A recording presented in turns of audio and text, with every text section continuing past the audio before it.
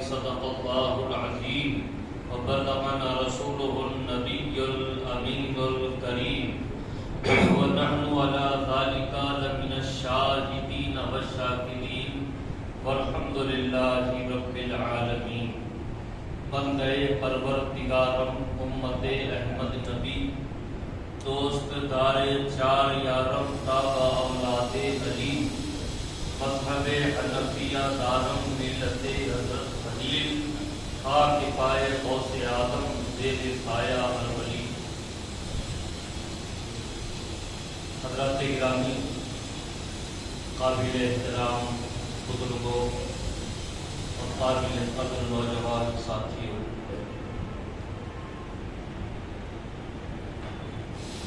اس حقیقت سے آپ اور ہم بخوبی واقف ہیں کہ حضور پاک صلی اللہ علیہ وآلہ وسلم کی محبت ایمان کا جوہر ہے، اصل ایمان ہے، اور دین اسلام کی تکمیل کی مکمل ہونے کی اہم ترین شرط ہے۔ اسی کے لیے مومن ہونا، مسلمان ہونا اس وقت تک ناممکن ہے جب تک کہ اس کے دل میں اپنے آقا کریم صلی اللہ علیہ وآلہ وسلم کی سچی اور پکی محبت پیدا نہ ہو جائے۔ حضرات گرامی، خطبہ مسنہ کے بعد جس آیت مبارکہ کی میں نے تلاوت کی کہ اللہ سبحانہ و تعالیٰ اپنے محبوب پاک علیہ الصلوۃ والتسلیم کی زبان اقدس سے یہ کہلوا رہا ہے کہ محبوب آپ فرما دیجیے کہ اگر تم اللہ کے دوست ہونا چاہتے ہو، اللہ کے محبوب ہونا چاہتے ہو تو میری اتباع کرو، اللہ تمہیں اپنا دوست بنا لے گا، اللہ تمہیں اپنا محبوب بنا لے گا۔ عزیزان گرامی، یہاں محبت الہی کے حصول کا ذریعہ اتباع نبوی کو بتایا گیا ہے، طریقہ نبوی کو اپنانا بتایا گیا ہے۔ اس کے بغیر کوئی چارہ نہیں ہے، اس کے بغیر کوئی گزارا نہیں ہے، اور اللہ تبارک و تعالیٰ کی محبت کا حصول ناممکن ہے۔ اور عزیزان گرامی، یہ بات تو طے ہے کہ جب اتباع نبوی ہوگی تو کن بنیادوں پر ہوگی؟ ان میں سے ایک لالچ کی بنیاد پر ہے، جنت کے لالچ میں اتباع نبوی کو اختیار کیا جائے، اور ایک بنیاد ہے خوف جہنم، یعنی جہنم کے خوف سے اتباع نبوی کو اختیار کیا جائے، اور ایک بنیاد ہے کہ محبت رسول کی بنیاد پر اتباع نبوی کی جائے، جس سے جس کی اتباع کی جا رہی ہے اس سے محبت کی جائے، اس سے محبت ہو جائے، تب کہیں جا کر اس اتباع کو کمال حاصل ہوتا ہے۔ عزیزان گرامی، میں جس موضوع پر آپ حضرات کے گوشے گزار چند باتیں رکھنا چاہتا ہوں وہ یہی ہے کہ محبت رسول اور اس کے تقاضے۔ عزیزان گرامی، اللہ کی محبت کا حصول حضور کی محبت کے بغیر ممکن ہی نہیں ہے۔ خود میرے آقا کریم صلی اللہ علیہ وآلہ وسلم فرماتے ہیں اللہ سے محبت کرو اس لیے کہ وہ تمہیں نعمتیں عطا کرتا ہے، اور مجھ سے محبت کرو اللہ کی محبت کے حصول کے لیے، اور میرے اہل بیت سے محبت کرو میری محبت کی خاطر۔ تو عزیزان گرامی، یہاں تین باتیں اس روایت میں جمع ہوئی۔ پہلی یہ کہ اللہ تعالیٰ سے محبت ہونی چاہیے اس لیے کہ وہ ہمارا رب ہے، وہ ہمارا خالق ہے، وہ ہمارا مالک ہے، اور حضور پاک صلی اللہ علیہ وآلہ وسلم سے محبت ہونی چاہیے کہ اسی کے ذریعے اللہ کی محبت کا حصول ممکن ہوتا ہے، اور حضور پاک صلی اللہ علیہ وآلہ وسلم کے اہل بیت سے محبت ہونی چاہیے، کیونکہ اگر ہم کو حضور سے محبت ہے تو عزیزان گرامی بات یہ عرض کرنا چاہتا ہوں کہ ہمیں حضور صلی اللہ علیہ وآلہ وسلم سے محبت ہے تو اس محبت کا تقاضا یہ ہے کہ حضور صلی اللہ علیہ وآلہ وسلم سے بھی محبت کی جائے، اور حضور صلی اللہ علیہ وآلہ وسلم سے نسبت رکھنے والی ہر چیز سے محبت کی جائے، حضور صلی اللہ علیہ وآلہ وسلم سے نسبت رکھنے والی ہر شخصیت سے محبت کی جائے، حضور صلی اللہ علیہ وآلہ وسلم کے دوستوں سے دوستی رکھی جائے، حضور صلی اللہ علیہ وآلہ وسلم کے دشمنوں سے بغض رکھا جائے، حضور صلی اللہ علیہ وآلہ وسلم کی اتباع میں تن من دھن سے جٹ جائے، اور کوشش اس بات کی کرے کہ ساری زندگی ہماری سنت نبوی میں ڈھل جائے، حضور کی ایک ایک ادا سے ہمیں محبت ہو، حضور کے ایک ایک کلام سے ہمیں محبت ہو، حضور کے ایک ایک فرمان سے محبت ہو۔ تو عزیزان گرامی، یہ محبت کے معاملے ہیں کہ ہم اگر زبانی دعوے کریں کہ ہمیں حضور سے محبت ہے، لیکن ہماری زندگی اتباع نبوی سے خالی ہے، ہم یہ دعویٰ کریں کہ ہمیں حضور سے محبت ہے لیکن ہم سنت نبوی سے دور ہیں، ہم یہ دعویٰ کریں کہ حضور پاک صلی اللہ علیہ وآلہ وسلم سے تو ہمیں بڑی محبت ہے لیکن نہ آپ کے صحابہ کا ادب ہم کرنے والے ہیں، نہ آپ کے اہل بیت سے محبت کرنے والے ہیں۔ عزیزان گرامی، یہ محبت کا دعویٰ بلا دلیل ہے، اس کی کوئی دلیل نہیں ہے۔ عزیزان گرامی، محبت تو یہ ہوتی ہے کہ محبوب پر نظریں رکھی جائیں، محبوب پر نظریں جمی رہے، اور محبوب جدھر اپنا رخ کر لے اپنا رخ بھی ہم ادھر کر لیں، محبوب جدھر سے اپنا رخ پھیر لے ہمارے چہرے بھی ادھر سے واپس ہو جائیں، اور محبوب جس جانب محبت سے دیکھ لے ہمیں اس سے بھی محبت ہو جائے۔ عزیزان گرامی، یہ محبت کا معیار ہے، حضور صلی اللہ علیہ وآلہ وسلم سے ہمیں محبت ہے۔ ہم دیکھیں صحابہ کرام کی زندگیوں کو، حضور صلی اللہ علیہ وآلہ وسلم کی محبت کا عملیاں تھیں، اہل بیت اطہار کی زندگیاں تھیں۔ عزیزان گرامی، بات جب محبت رسول کے نمونے کی ہوتی ہے تو عام طور پر ہم صحابہ کرام کا تذکرہ کرتے ہیں، تابعین کا تذکرہ کرتے ہیں، تبع تابعین کا تذکرہ کرتے ہیں، اولیاء و صالحین کا تذکرہ کرتے ہیں۔ یاد رکھیں، حضور صلی اللہ علیہ وآلہ وسلم کی محبت جتنی صحابہ کرام کے دلوں میں موجود تھی اتنی ہی صحابیات کے قلوب میں بھی موجود تھی۔ صرف صحابہ ہی حضور سے محبت کرنے والے نہیں تھے، بلکہ صحابیات بھی اپنے جانوں کو حضور کے قدموں پر نچھاور کرنے کے لیے بے قرار نظر آتی ہے۔ عزیزان گرامی، ایک مشہور ترین روایت ہے، آپ حضرات نے بارہا یہ واقعہ سنا ہوگا کہ جنگ احد کا موقع ہے اور بڑی گھماسان کی جنگ ہو چکی ہے، اور کفار و مشرکین کی جانب سے یہ افواہ اڑا دی گئی کہ معاذ اللہ حضور صلی اللہ علیہ وآلہ وسلم شہید کر دیے گئے۔ عزیزان گرامی، جیسے ہی اس افواہ کا عام ہونا تھا سب کے اوصاف خطا ہو گئے۔ صحابہ کرام کا یہ حال تھا کہ اب محبوب ہی نہ رہے تو ہمارے جینے کا کیا فائدہ، لوگ اپنی جانوں کو قربان کرنے میں لگے ہوئے تھے۔ عزیزان گرامی، ایسے ہی جانیں قربان ہو رہی ہیں صحابہ کرام کی۔ ایک خاتون ہے مدینہ منورہ میں، عزیزان گرامی، جن کے نصیب میں مدینہ پاک کی حاضری نصیب ہوئی ہے، وہ جانتے ہیں کہ مدینہ پاک اور احد شریف کے درمیان کا کتنا فاصلہ ہے۔ اتنے فاصلے پر جب وہ افواہ مدینہ پاک میں پہنچی تو ایک خاتون صحابیہ مدینہ شریف کی آبادی سے نکل پڑی اور احد شریف کے میدان کی طرف دوڑ لگانے لگی۔ وہ صحابیہ کا یہ عالم تھا کہ بے اختیار احد شریف کی طرف دوڑی چلی جا رہی ہے، اور ادھر سے احد شریف سے کچھ لوگ واپس ہو رہے ہیں۔ انہوں نے غور سے دیکھا کہ یہ خاتون کون ہے، تو ایک نے پہچان لیا، ارے یہ تو وہی خاتون ہے جن کے شوہر کو شہید کیا جا چکا۔ آگے بڑھ کر ادراہ ہمدردی انہوں نے کہا کہ خاتون، بڑا افسوس ہوا کہ آپ کے شوہر کو شہید کر دیا گیا۔ وہ خاتون نے جب سنا کہ شوہر شہید ہو گئے ہیں، ان کی زبان پر کوئی افسوس والے جملے نہیں آئے، ان کی زبان پر ایک جملہ تھا، بتاؤ حضور کیسے ہیں، بتاؤ حضور کہتے ہیں۔ پھر وہ دوڑتی ہوئی آگے بڑھی، پھر کچھ لوگوں نے دیکھا، کہتے کہ تو وہی خاتون ہے جن کے باپ کو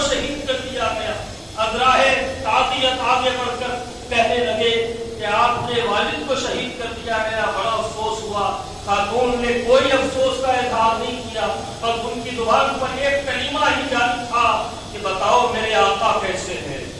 تھوڑی وہ پھر آگے بڑھ گئی, دوڑتی ہوئی احد شریف کی طرف چلی جا رہی ہیں. پھر کسی نے دیکھا کہ یہ تو وہی خاتون ہے جن کے بیٹے اور بھائی کو بھی شہید کر دیا گیا ہے. اب خاتون کو روک کر کہا, خاتون بڑا افسوس ہوا, آپ کے بیٹے بھی شہید ہو گئے, آپ کے بھائی بھی شہید ہو گئے. تو وہ خاتون کی زبان پر یہی کلمہ تھا کہ بتاؤ میرے آقا کیسے ہیں. عقیدہ میں گرامی روایت بیان کرتی ہے, راوی بیان کرتے ہیں کہ وہ روایت موجود ہے, راوی بیان کرتے ہیں کہ وہ خاتون دوڑتے ہوئے احد شریف کے وادی میں داخل ہو جاتی ہیں اور وہاں چونکہ کفار مشرکین کی طرف سے یہ افواہ اڑائی گئی تھی کہ حضور صلی اللہ علیہ وسلم معاذ اللہ شہید کر دیے گئے. حضور صلی اللہ علیہ وسلم کے اطراف صحابہ کرام نے گھیرا ڈالا ہوا تھا اور میرے آقا صلی اللہ علیہ وآلہ وسلم کے دندان مبارک کا ایک حصہ شہید ہو گیا تھا. عزیزان گرامی, وہ خاتون دوڑتی ہوئی لوگوں کو چیرتی ہوئی یہ کہتی ہوئی آگے بڑھتی ہے کہ میرے آقا کیسے ہیں, میرے آقا کیسے ہیں, میرے آقا کی دیدار مجھے کروا دو. لوگ ہاتھ پھٹتے ہیں, راستہ دیتے ہیں. وہ خاتون جب دیکھتی ہے کہ میرے آقا صلی اللہ علیہ وآلہ وسلم کھڑے ہوئے ہیں صحابہ کرام کے درمیان میں, تو وہ خاتون صحابیہ جا کر حضور کے قدموں پر گر جاتی ہے اور حضور صلی اللہ علیہ وسلم کی خدمت عالی میں عرض کرتی ہے, یا رسول اللہ میرا باپ شہید ہو گیا, میرا شوہر شہید ہو گیا, میرا بھائی شہید ہو گیا, میرا بیٹا شہید ہو گیا.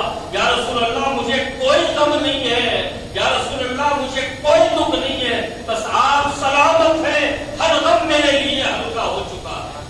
عزیزان گرامی, یہ محبت رسول کا معاملہ ہے کہ صحابہ کرام نے اور صحابیات نے میرے آقا صلی اللہ علیہ وآلہ وسلم سے محبت کا عملی نمونہ بن کر دنیا کو بتایا کہ اپنے آقا کریم صلی اللہ علیہ وآلہ وسلم سے کیسی محبت کرنی چاہیے. عزیزان گرامی, صرف جان قربان کرنے کی ہی بات نہیں ہے. اگر صحابہ کرام کی زندگیوں میں ہم دیکھیں تو عزیزان گرامی ہمیں بڑی حیرت ہوتی ہے کہ ہمارا معاشرہ جو محبت رسول کا اجتماعی طور پر دعوے دار ہے, ہمارا معاشرہ کس رخ پر جا رہا ہے, ہمارا معاشرہ کس راستے پر جا رہا ہے. عزیزان گرامی, میرے آقا صلی اللہ علیہ وآلہ وسلم کی خدمت میں ایک صحابی حاضر ہوتے ہیں.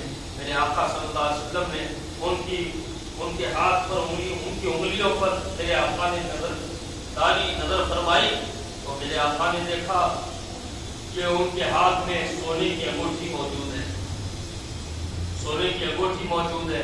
عزیزان گرامی, سونا صرف آج کی قیمتی نہیں ہے, سونا ہر زمانے میں قیمتی رہا ہے. تو وہ بڑی شان سے اپنے ہاتھ میں انگوٹھی پہنے ہوئے حضور کی خدمت میں حاضر ہوئے. میرے آقا صلی اللہ علیہ وسلم نے اس انگوٹھی کی جانب دیکھا اور فرمایا کہ تم نے اپنی انگلی میں آگ پہنی ہوئی ہے. اور ایک روایت میں یہ بھی آتا ہے کہ میرے آقا صلی اللہ علیہ وسلم نے ان کے انگلی میں موجود انگوٹھی کو دیکھا اور اپنے چہرے مبارک کو پھیر لیا. اور ایک روایت یہ بھی ہے کہ حضور نے ان کو قریب بلایا اور ان کے ہاتھ اپنے ہاتھ میں لیے اور انگلی میں سے انگوٹھی نکال کر زمین پر ڈال دی.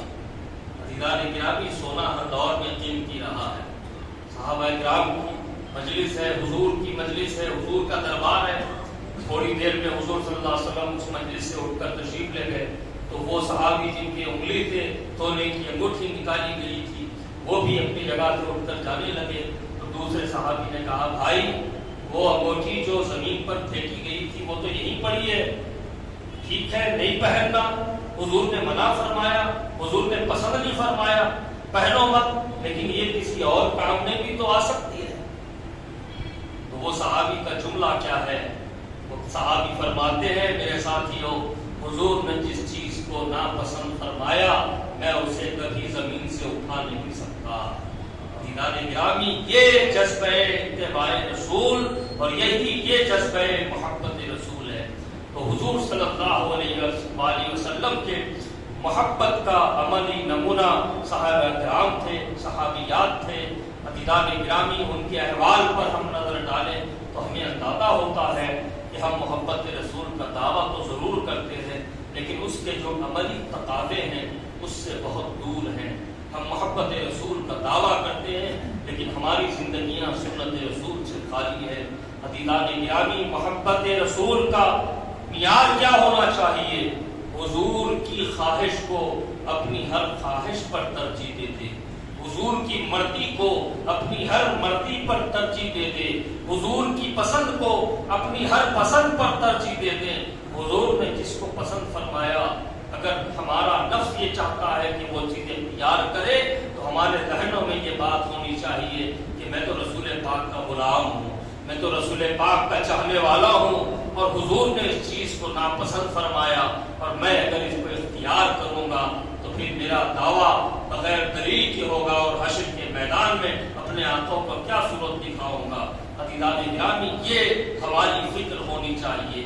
حضور صلی اللہ علیہ وآلہ وسلم کی محبت کے جو تقاضے ہیں ان میں یہ ہے کہ حضور کی اتباع کی جائے، حضور صلی اللہ علیہ وآلہ وسلم کی سنتوں کو اپنایا جائے، حضور صلی اللہ علیہ وآلہ وسلم کے پاک و مقدس طریقے کو اپنایا جائے، اور حضور صلی اللہ علیہ وآلہ وسلم سے منسوب ہر شے، ہر شخصیت، ہر چیز، ہر جگہ سے ہمیں محبت ہونی چاہیے. عزیزان گرامی، مدینہ پاک سے ہمیں محبت ہے. اس کی وجہ کیا ہے؟ مدینہ پاک بیماریوں کا گھر تھا، لیکن حضور پاک صلی اللہ علیہ وسلم نے ہجرت فرمائی اور مدینہ یثرب میں آ گئے تو وہ یثرب بیماریوں کا گھر نہیں رہا بلکہ مدینہ طیبہ ہو گیا. ہمیں مدینہ پاک سے اس لیے محبت ہے، یہ سرکار کا شہر مقدس ہے. عزیزان گرامی، یہی مزاج ہونا چاہیے. اور حضور صلی اللہ علیہ وسلم کی محبت کے تقاضوں میں سے ایک تقاضا ہے کہ حضور کے دوستوں سے دوستی رکھی جائے، حضور کے دشمنوں سے بغض رکھا جائے. اور کبھی کسی زمانے میں، عزیزان گرامی، یہ بھی تعلیم کا حصہ ہے کہ جس زمانے میں جس کسی بدبخت نے حضور صلی اللہ علیہ وآلہ وسلم کی شان اقدس و اعلیٰ میں گستاخی کی ہے، غلامان مصطفیٰ نے اس کا بھرپور جواب دیا ہے، اس کے وجود سے دنیا کو پاک کر دیا ہے. عزیزان گرامی، حضرت امام مالک رضی اللہ تعالیٰ عنہ سے کسی نے فتویٰ طلب کیا. دیکھیے، ہمارا ایک مزاج ہے کہ اگر کوئی ہمیں ہماری ماں کی گالی دے دے یا ہماری بہن کو گالی دے دے یا ہماری بیٹی بیوی کے تعلق سے کچھ نادبہ کلمہ کہہ دے تو ہم فوراً غصے میں آ جاتے ہیں، فوراً جلال میں آ جاتے ہیں. عالم یہ ہوتا ہے کہ سامنے والے کو بس ختم کر ڈالیں گے، اس کے وجود کو ختم کر دیں گے. عزیزان گرامی، ایسی حالت میں ہم جلال میں آ جاتے ہیں اور غصے میں آ کر جو کچھ ہم سے ہو سکتا ہے وہ ہم کر گزرتے ہیں. لیکن دیکھو، کبھی کسی مفتی صاحب کے پاس کوئی شخص یہ مسئلہ لے کر گیا کہ مفتی صاحب کیا فرماتے ہیں ایسے شخص کے بارے میں جس نے میری ماں کو گالی دی؟ کیا فرماتے ہیں مفتی صاحب اس شخص کے بارے میں جس نے میری بہن کو، بیوی کو، بیٹی کو گالی دی؟ کبھی کوئی شخص کسی مفتی کے پاس یہ مسئلہ لے کر دریافت کرنے نہیں گیا کہ مفتی صاحب میری ماں کو گالی دینے والے کے تعلق سے شریعت کا کیا حکم ہے. لیکن یہ بڑے افسوس کی بات ہے کہ حضور صلی اللہ علیہ وآلہ وسلم کی شان میں گستاخی ہوتی ہے، حضور صلی اللہ علیہ وآلہ وسلم کے صحابہ کی شان میں گستاخی ہوتی ہے، حضور صلی اللہ علیہ وآلہ وسلم کے اہل بیت اطہار کی شان میں گستاخی ہوتی ہے، حضور صلی اللہ علیہ وآلہ وسلم کے امت کے اولیاء کی شان میں بے ادبی کی جاتی ہے. اور ہم فوراً ایک مسئلہ کاغذ پر تحریر کر کے مفتی صاحب کے پاس چلے جاتے ہیں کہ مفتی صاحب اس مسئلے کا جواب عنایت فرمائیے، فتویٰ عطا فرمائیے کہ حضور کی شان میں گستاخی کرنے والے کے ساتھ کیا سلوک کیا جائے، اہل بیت اطہار کی شان میں بے ادبی کرنے والے کے ساتھ کیا سلوک کیا جائے، اولیاء کرام کے تعلق سے بد زبان اختیار کرنے والے کے تعلق سے شریعت کا کیا حکم ہے. یہ فتویٰ مسئلہ لے کر مفتی صاحب کے پاس جاتے ہیں، جبکہ عزیزان گرامی ان کا تعلق ہمارے ایمانیات سے ہے. ماں، بہن، بیٹی، بیوی کے تعلق سے کوئی نادبہ بات کہے، اگر ہم اسے معاف کر دیں اور اللہ کے اوپر چھوڑ دیں تو اللہ اس کو بدلہ دے دے گا. لیکن جس مسئلے پہ ہمیں صبر کرنا ہے، جس مسئلے پر ہمیں خاموشی اختیار کرتے ہوئے اپنے اخلاق کو پیش کرنا ہے وہاں تو ہم بڑے بدقلق ہو جاتے ہیں، اور لیکن جہاں ہمیں ہمارے اپنے ایمان کا امتحان ہو جاتا ہے وہاں ہم مفتی صاحب کی خدمت میں حاضر ہو جاتے ہیں۔ عزیزان گرامی، یہ ہمارے لیے لمحہ فکر ہے، یہ ہمارے لیے دعوت فکر ہے کہ ہم کس نہج پر جا رہے ہیں، کس رخ پر جا رہے ہیں۔ عزیزان گرامی، گستاخ رسول جو میں عرض کر رہا تھا کہ حضرت امام مالک رضی اللہ عنہ سے کسی نے پوچھا کہ حضور صلی اللہ علیہ وآلہ وسلم کی شان اقدس میں کوئی گستاخی کرے تو کیا کیا جائے؟ حضرت امام مالک نے فرمایا اس کا قتل کیا جائے، اس کا قتل کیا جائے۔ تو سوال کرنے والے نے کیا حضور اگر اس کا قتل نہیں کر سکے تو کیا کریں؟ تو حضرت امام مالک نے فرمایا پھر تمہارا زمین پہ رہ کے فائدہ کیا ہے؟ حضور کا گستاخ بھی زمین پر ہو اور تم بھی زمین پر ہو، یہ کس محبت کی بات کرتے ہو؟ تو عزیزان گرامی، یہ ہمارے سمجھنے کے لیے یہ واقعات ہیں، ہمارے لیے مشعل راہ ہے کہ ہمارا راستہ کیا ہو، ہماری زندگی کا طریقہ کیا ہو۔ عزیزان گرامی، حضور صلی اللہ علیہ وآلہ وسلم نے فرمایا نماز میں میری آنکھوں کی ٹھنڈک رکھی گئی ہے، لیکن سردیوں کا موسم ہے تو فجر کی نماز میں بستر چھوڑنے کو تیار نہیں ہے اور محبت رسول کے دعوے دار ہیں۔ ایسے کئی واقعات ہیں عزیزان گرامی کہ ہم اپنے نفس کو ترجیح دے دیتے ہیں کہ یہ کریں گے تو سنت ہے، لیکن لوگ کیا کہیں گے، وہاں آپ کا نفس آڑے آ جاتا ہے اور دعوے محبت کے ہے۔ عزیزان گرامی، یہ ہم کو زیب نہیں دیتا کہ ہمیں ایک طرف حب رسول کا دعویٰ کرے اور حضور صلی اللہ علیہ وآلہ وسلم کی اتباع سے ہماری زندگی خالی ہو۔ ایک طرف ہم حضور صلی اللہ علیہ وسلم کی محبت کا دعویٰ کریں اور دوسری طرف ہمارا یہ حال ہو۔ عزیزان گرامی، روایات کو دیکھیں، سیدنا عمر فاروق رضی اللہ تعالی عنہ حضور صلی اللہ علیہ وآلہ وسلم کی خدمت میں عرض کرتے ہیں یا رسول اللہ، اپنی جان کے بعد میں اگر کسی سے محبت کرتا ہوں تو یا رسول اللہ وہ آپ کی ذات ہے، وہ آپ کی ذات ہے۔ تو حضور صلی اللہ علیہ وآلہ وسلم فرماتے ہیں کہ تم میں سے کوئی شخص اس وقت تک مومن کامل نہیں ہو سکتا جب تک کہ میں اس کو اپنے ماں باپ، بیوی بچوں، دوست احباب، یہاں تک کہ اپنی جان سے زیادہ عزیز نہ ہو جاؤں۔ سیدنا عمر فاروق رضی اللہ تعالیٰ عنہ عرض کرتے یا رسول اللہ، اپنی جان سے زیادہ میں آپ سے محبت کرنے لگا ہوں۔ حضرت ابو ہریرہ رضی اللہ تعالیٰ عنہ اس روایت کے راوی ہیں کہ حضور صلی اللہ علیہ وسلم نے فرمایا تم میں سے کوئی شخص اس وقت تک مومن نہیں ہو سکتا جب تک کہ میں اس کو اپنی جان سے زیادہ عزیز نہ ہو جاؤں۔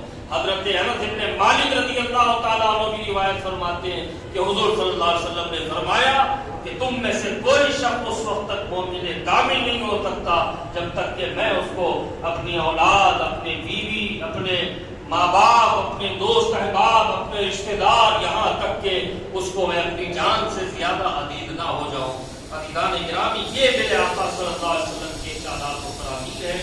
ان ارشادات و فرامین کی روشنی میں ہم اپنی زندگیوں پر نظر کریں تو ہمیں اندازہ ہوگا کہ ہم صرف زبانی دعووں میں رہ گئے، عملی میدان میں پیچھے رہ گئے۔ حضور صلی اللہ علیہ وسلم کی محبت کا دعویٰ تو ہے، لیکن حضور صلی اللہ علیہ وسلم کی محبت کے جو عملی تقاضے ہیں ان تقاضوں کو ہم پورا کرنے سے قاصر ہے۔ عزیزان گرامی، مسجدوں کو آباد کریے، یاد رکھیے کہ حضور صلی اللہ علیہ وآلہ وسلم کی سنت سے بہتر روئے زمین پر کوئی عمل نہیں ہے۔ حضور صلی اللہ علیہ وآلہ وسلم کے اسوہ پاک سے بہتر کوئی طریقہ زندگی نہیں ہے۔ حضور صلی اللہ علیہ وآلہ وسلم کی محبت اللہ کی محبت کے حصول کا ذریعہ ہے۔ حضور صلی اللہ علیہ وآلہ وسلم سے محبت کرنا، جتنی محبت ہو اس میں اور اضافہ کرنا اور اس میں اضافہ کرنا، یہ ایمان کی حرارت ہے، ایمان کا تقاضا ہے، ایمان کے تکمیل ہونے کا عمل ہے کہ ہم حضور سے جتنی محبت کریں گے ہمارا ایمان اتنا ہی کامل ہوتا رہے گا۔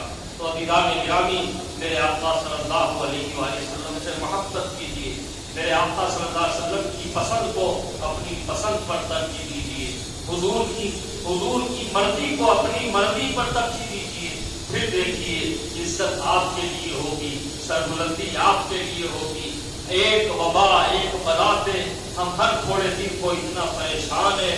عزیزان گرامی، اگر ہمارے ایمان میں صحبتی ہوتی اور نبی پاک صلی اللہ علیہ وسلم سے کامل محبت ہوتی تو یہ اس دنیا میں سازشیں نہیں ہو سکتی.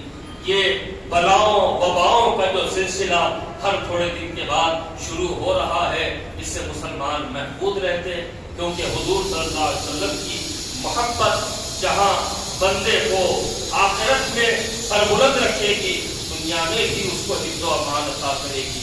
حضور کی محبت ہمارا سب سے بڑا حصار ہے. عزیزان گرامی، حضور کی کامل محبت ہمارا سب سے زیادہ بڑا حصار ہے جو ہماری حفاظت کرنے والا ہے. آج جن حالات میں ہم ہیں عزیزان گرامی، اس سے نکلنے کا ایک ہی راستہ ہے کہ ہم اتباع نبوی میں قابل ہو جائیں، محبت رسول میں قابل ہو جائیں، اور کسی سنت کو چھوٹی بڑی سنت کے کھانوں میں بانٹنے کی کوشش نہ کریں، بلکہ جہاں تک ہمیں موقع ملے حضور کی جو سنت پر ہم عمل کر سکتے ہیں اس پر عمل پیرا ہو جائے. عزیزان گرامی، سنت کا فائدہ نقصان، سنت کی ضرورت یہ دیکھنا ایک مسلمان کا کام نہیں ہوتا. حضرت عبداللہ ابن عمر رضی اللہ تعالیٰ عنہ وضو فرماتے ہیں، جگہ وضو فرمایا اور وضو فرما کر جب وضو ختم ہوا تو اٹھنے سے پہلے اسی جگہ بیٹھ کر تھوڑا پلٹے اور مسکرائے. لوگوں کی سمجھ میں نہیں آیا کہ حضرت ابن عمر کے مسکرانے کی وجہ کیا ہے. کوئی ایسی بات بھی نہیں ہوئی کہ جس بات کو لے کر مسکرایا جائے. بڑے حیران ہوئے، تعجب ہوا، عرض کیا حضور کیا معاملہ ہے، کیا بات ہو گئی جو آپ وضو کرنے کے بعد اسی جگہ تھوڑا سا کروڑ تھوڑا پہلو بدلتے ہوئے مسکرانے لگے.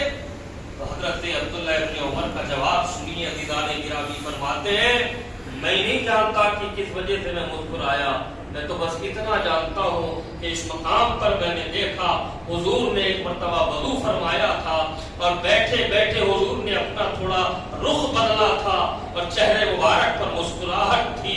میں نہیں جانتا کہ یہ بات کیا تھی، بس میں یہ جانتا ہوں کہ حضور کی ادا تھی، لہذا میں نے اس موقع پر مسکرایا ہے. اور عزیزان گرامی، مولا کائنات سے بھی ایک بات منسوب ہے کہ مولا کائنات ایک راستے سے گزر رہے، ایک درخت کی ٹہنی راستے پہ آئی ہوئی ہے، جھاڑ کنارے پر ہے لیکن اس کی ٹہنی راستے پر ہے اور وہ ٹہنی کافی اونچی جگہ پر ہے. لیکن مولا کائنات سے یہ تعلیق المرتضیٰ کرم اللہ وجہ جب اس راستے سے گزرتے ہیں تو آپ کے سر مبارک سے ٹہنی تو کافی اونچی ہے، لیکن جب آپ اس ٹہنی کے نیچے پہنچتے ہیں تو آپ اپنا سر جھکا کے آگے بڑھتے ہیں، ہلکا سا ہلکی سی گردن خم کرتے ہوئے آگے بڑھتے ہیں.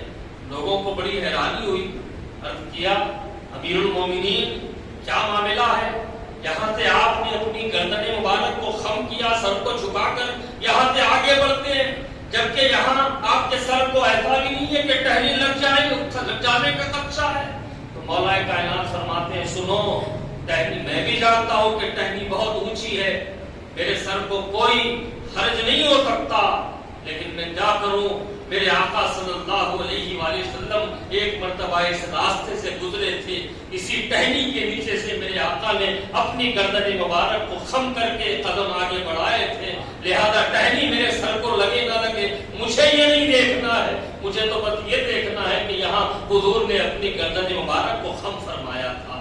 یہ سنتوں سے محبت ہوتی ہے. عزیزان گرامی، فائدہ نقصان نہیں دیکھا جاتا، یہ مسلمانوں کا کام نہیں ہے، یہ حضور کے غلاموں کا کام نہیں ہے کہ سنت کو اختیار کرنے میں ہمارا فائدہ ہے یا نقصان ہے یا پھر اس کا مقصد کیا ہے، اس کی وجہ کیا ہے.